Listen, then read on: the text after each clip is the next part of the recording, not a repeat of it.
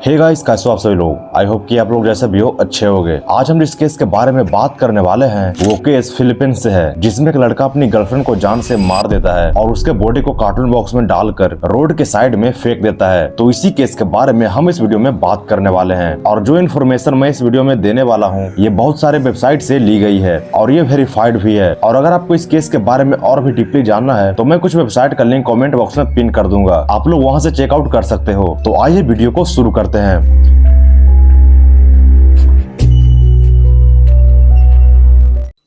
टोकमो, जिसका पूरा नाम आपको स्क्रीन पे दिख रहा होगा, इसका जन्म 27 जनवरी 2004 में फिलीपींस के पनावो सिटी में हुआ था। टोकमो 3 बहन थी और ये सबसे छोटी थी। टोकमो का नेचर बचपन से ही बहुत अच्छा था और वो पढ़ाई में भी काफी अच्छी थी। टोकमो एक गरीब फैमिली से बिलोंग करती थी। टोकमो के माँ का सपना था कि ये पढ़ लिख करके एक अच्छी नौकरी करे और परिवार के थोड़े बहुत खर्चे उठाए। टोकमो अपने पूरी पढ़ाई पनावो सिटी से ही करती है। ये 12th के बाद 1 साल तक क्रिमिनोलॉजी करती है, लेकिन उसके बाद मजबूरन इसे पढ़ाई छोड़नी पड़ती है क्योंकि घर में पैसों की बहुत कमी थी और घर के खर्चे भी धीरे धीरे बढ़ते ही जा रहे थे। इसलिए टोकमो अपनी पढ़ाई बीच में ही छोड़ देती है और अपने एक फ्रेंड से मिलती है जो उसे एक जॉब ऑफर करता है और वो जॉब वो बार में लोगों के लिए ड्रिंक बनाना और उसे सर्व करना था। इसमें सैलरी भी अच्छी खासी थी, लेकिन जिस बार से टोकमो को ऑफर आया था वो बार पनावो सिटी से 600 किलोमीटर दूर सिबू सिटी में था। लेकिन फिर भी टोकमो वहाँ जाने के लिए तैयार हो जाती है क्योंकि घर में पैसों की बहुत जरूरत थी और उस वक्त टोकमो सिर्फ 19 साल की थी। और हाँ, 2022 में जब टोकमो क्रिमिनोलॉजी की पढ़ाई कर रही थी तो उसी साल के दिसंबर में टोकमो एक लड़के से फेसबुक पे बात करना स्टार्ट करती है और कुछ ही दिनों में दोनों को प्यार हो जाता है। और उस लड़के का नाम था सिमियोन। इसका भी पूरा नाम आपको स्क्रीन पे दिख रहा होगा।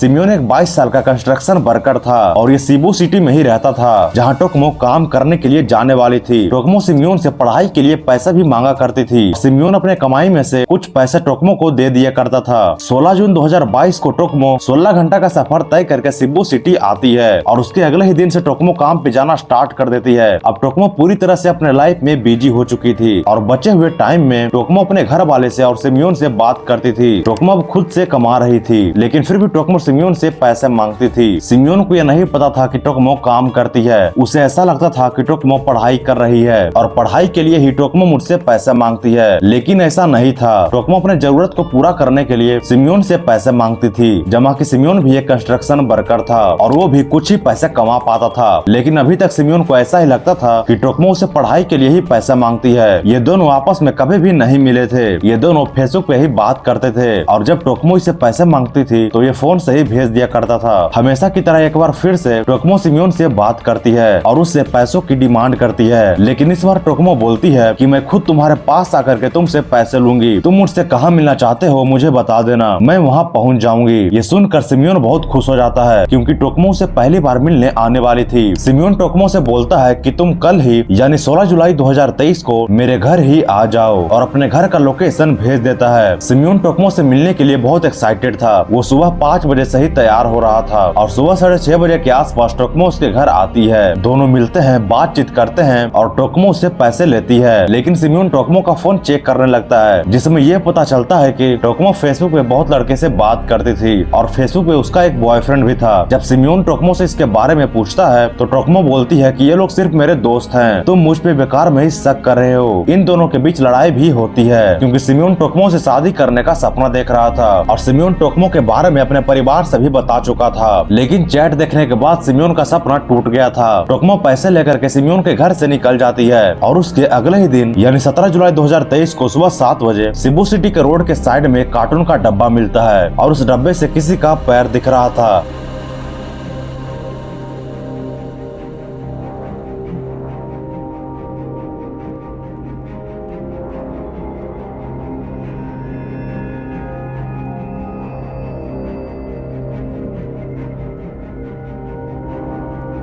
पुलिस को कॉल करके वहां बुलाया जाता है। पुलिस वहां आती है और उस डब्बे को खोलने लगती है और जब वो डब्बा पूरा खुलता है तो कुछ ऐसा दिखता है जिसे देख करके पुलिस चौंक जाती है। उस डब्बे से एक लड़की की बॉडी मिलती है और वो बॉडी और किसी की नहीं बल्कि टोकमो की होती है।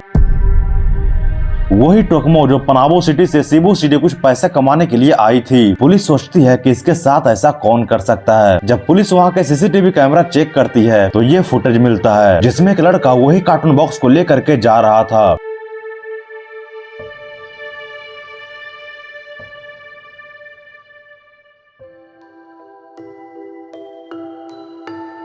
और वो लड़का और कोई नहीं बल्कि सिमियोन था। पुलिस सिमियोन के घर जाती है, लेकिन वो वहाँ से भाग चुका था। जब टोकमो का रिपोर्ट आया तो ये पता चला कि टोकमो को मारने से पहले टॉर्चर किया गया था। ब्रिस्ट और लेग पे खून जमा हुआ था, शरीर पे चाकू घोंपने का निशान था, इसके फेस पे गर्म पानी डाला गया था और इसके नाखून के नीचे सिमियोन का डीएनए मिला था। जब टोकमो को मारा जा रहा था तो टोकमो अपने आप को बचाने के लिए पूरी कोशिश कर रही थी और उसी कोशिश में टोकमो सिमियोन के आर्म पे अपने नाखून से खुरसती है। और कई रिपोर्ट में तो ये भी पता चला है कि टोकमो के साथ रेप भी हुआ था। 29 जुलाई 2023 को फाइनली सिमियोन पकड़ा जाता है और सिमियोन पुलिस से सच बता देता है। सिमियोन बोलता है कि जलन के कारण मैंने उसे मार दिया। टोकमो बहुत लड़के से बात करती थी तो उसे जलन होता था, इसलिए उसने टोकमो को जान से मार दिया। टोकमो के बहन सिमियोन से मिलने के लिए पुलिस स्टेशन जाती है और वो सिमियोन के सामने ही रोने लगती है, जिसके कारण वो वही बेहोश हो जाती है।